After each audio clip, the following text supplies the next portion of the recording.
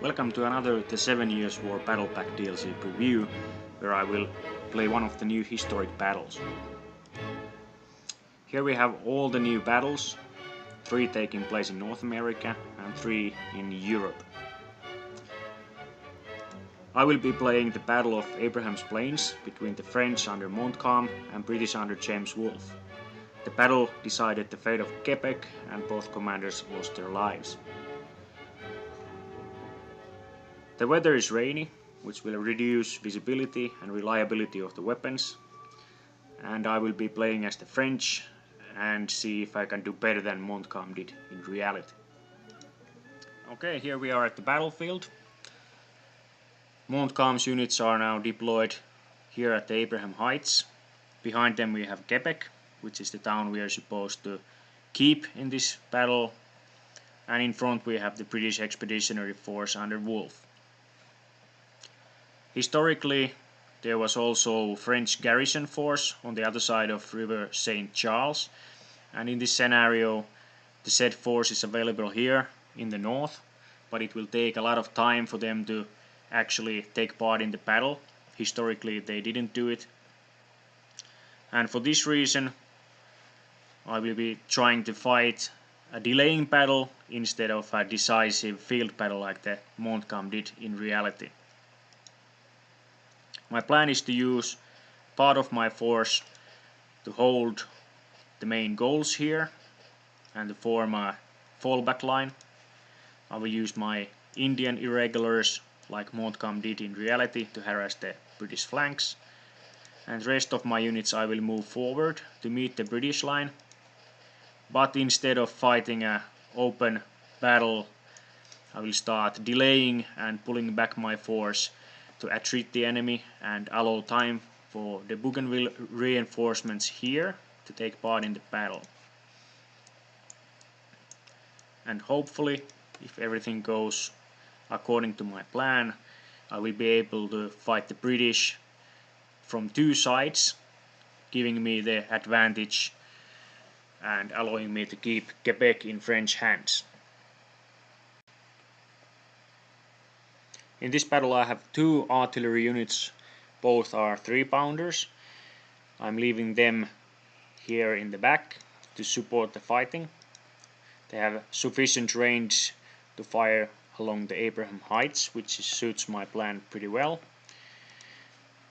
And I will also give them initiative, which means that in case the enemy moves close by, they will be using canister shots according to their own commander's orders, so I don't need to micromanage these artillery units during this battle. I have my reserve here forming up, Indians moving to the flank, and main line starting to form up here. Let's just speed up and see what the British are up to.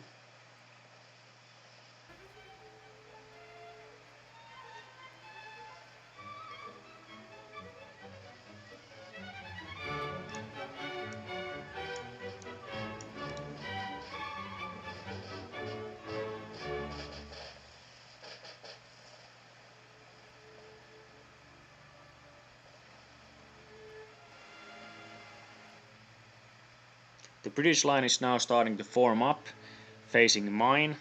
Here on the right seems they have some sort of militia units under George Townshend, and the rest of the battle line is stretching to their left, and in the center they also have 2 units of artillery. My artillery is already pounding their lines, attreating them, and my battle line here is formed up already, taking some casualties but only minor.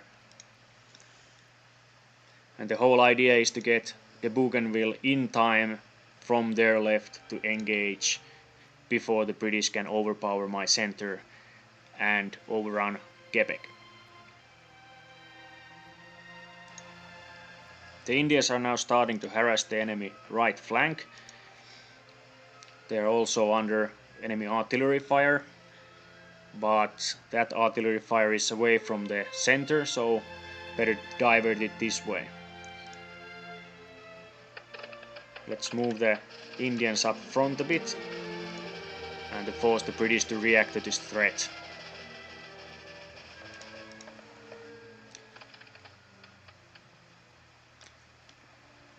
With the British line now reaching range of my weapons, we can see here that the Indians have done their job. The British have turned and wheeled some units around to face the threat. Also, their artillery fire is concentrated on these light units. So it looks like they took the bait. And once we have good firefight going on here, I will start pulling back the main line to attrit the British and trying to slip away from a decisive engagement, because I think the British should be able to defeat me because they have more forces which are more experienced, and that's how Montcalm lost in reality. With the Bougainville still quite far away from the main battlefield, we can see the British are now starting to engage my battle line, and they have the Highlanders and regular infantry, which should be better units than my militia that we have here mostly. So I will try to slip away using the retreat command. And if I'm able to disengage without routing, the British need to arrange their battle line and advance again. And all this time they will be under my artillery barrage. So hopefully this will win me time to bring up the rest of the units from their left.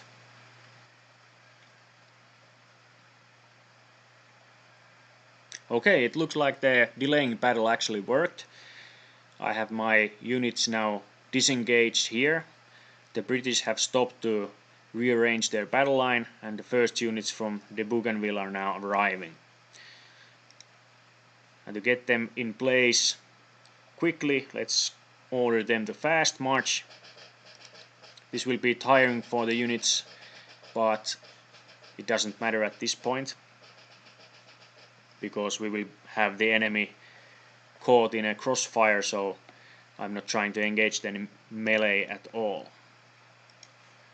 Then let's use the main line to reform in line with the cannons.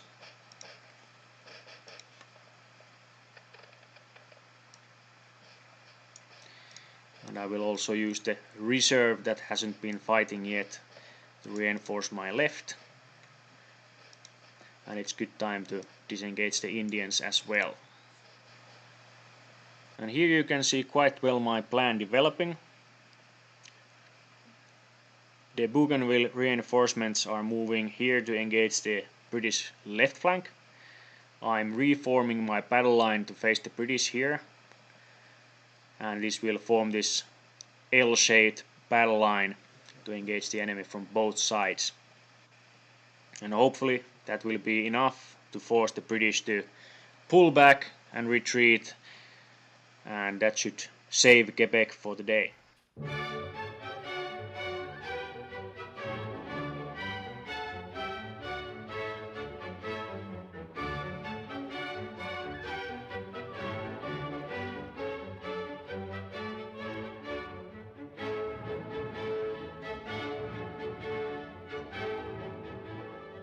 The delaying action paid nicely off, and I was able to get a major victory. Casualties on my side 872, and for the British 2500, which is quite devastating in this battle.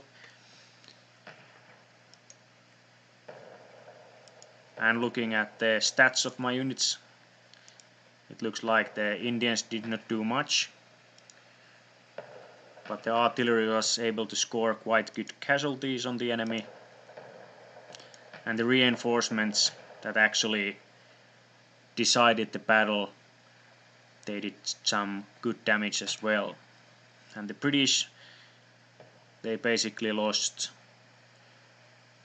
over half of their units as casualties, so it's safe to say that Quebec was saved for today.